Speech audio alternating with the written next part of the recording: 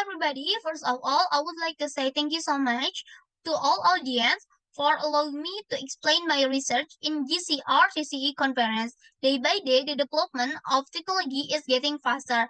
This development is also in line with various diseases caused by bacteria. What we can do as human is to apply the knowledge that had been given to us so we can contribute to welfare of society. So today, I'm Silmi Rama Amelia from UIN Sunan Gunung Jati Bandung will present the results of my research entitled Antibacterial Performance of the EndoZNO. At this time, bacteria are different types.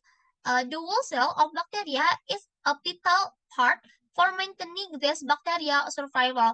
Based on the structure of cell wall, bacteria are classified into two categories. First is gram-positive bacteria like S. aureus, and the second is gram-negative bacteria like E. coli. The spread of bacterial infection is a significant offense to human life on the planet. One way to control bacteria like E. coli and S. aureus, we can use the antibacterial agent. In other side, nanoparticle is a research hotspot in the modern material science. The technology can provide miscellaneous novel application ranging for innovative fabric compound until the medicine technique. At this level, at least the nanoparticle, the properties and the function of living and anthropogenic system are defined. One material that many researchers are developing is zinc oxide or ZNO. ZNO is material that has non-toxicity properties and has high antibacterial activity and then outstanding biocompatibility.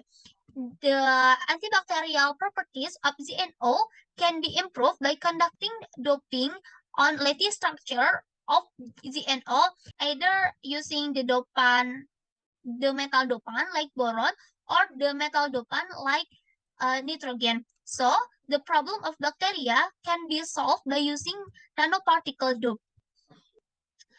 There's some previous research about the dope ZNO for the metal dope. In research conducted by Nunes S. The ZNO can inactivate E. coli and Enterococcus sp bacteria for 0.22 per minute. And then for non-metal dopant like nitrogen, E. coli and S. aureus bacteria have almost no activity detected after contact with nitrogen doped ZNO. When the boron and nitrogen are doped into the ZNO lattice, it can reduce the particle size of the end of ZNO and give the good effect for photocatalytic activity. But for the B end of ZNO, for double dopant in ZNO lattice has not been researched for antibacterial application. So this study was conducted to determine the end of ZNO as an antibacterial agent. The end of ZNO was synthesized by the solid-state method to obtain the material and test its activity. For comparison, we also synthesized ZNO. The required precursor were weighed and added to mortal, and the source of zinc is zinc acetate, and then the source of nitrogen and boron is urea and boric acid. All precursor added to mortal and mix and grind for 30 minutes until we get the homogeneous powder, and then move in the crucible for the calcinated in furnace at 500 degrees Celsius for 5 hours.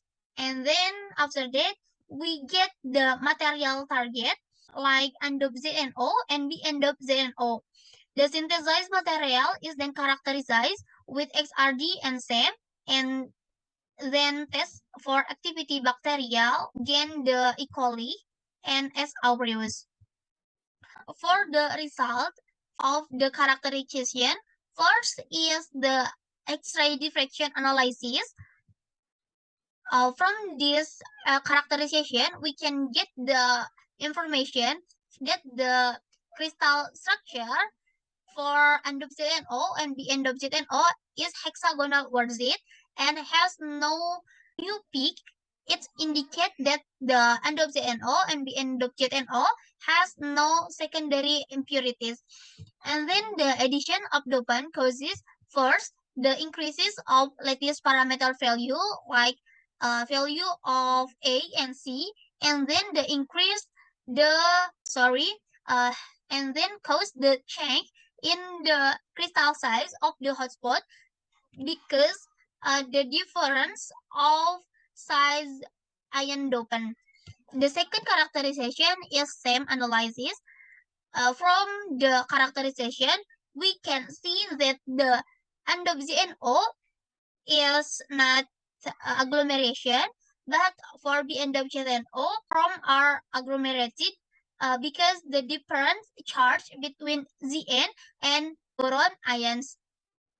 Based on the particle calculation, as in previous studies, the end of ZNO has a smaller particle than end of ZNO.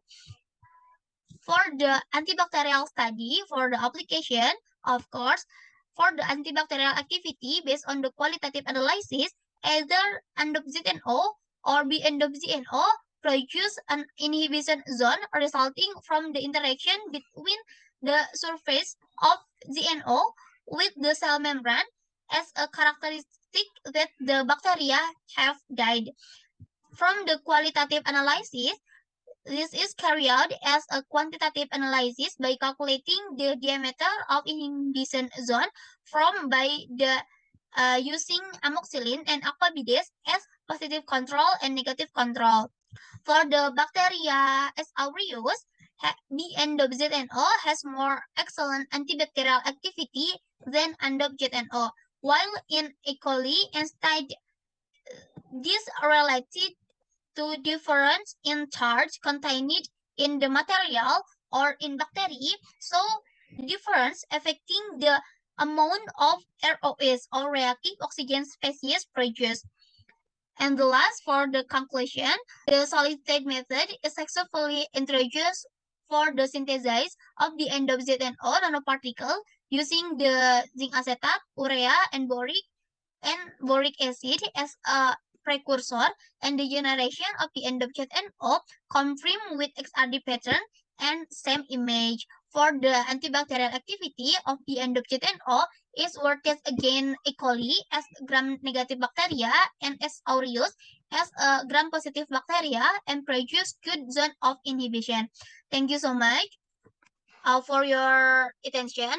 Wassalamualaikum warahmatullahi wabarakatuh.